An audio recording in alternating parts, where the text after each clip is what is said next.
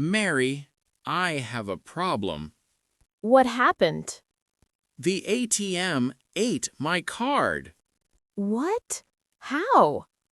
I put my card in, I typed my PIN, then the machine took my card and stopped. Did you wait? Yes, I waited 2 minutes. Nothing happened. Did you press any button? I pressed cancel, but the card did not come back. Okay, do not worry. Call your bank now. Right now? Yes, tell them the ATM kept your card. They can block it. Good idea. What is the bank number? It is on the back of your card, but your card is inside the machine. Oh no, you are right. Check your bank app.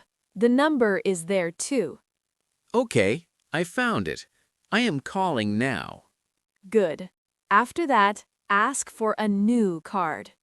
Thank you, Mary. I was very nervous. It happens. You did the right thing.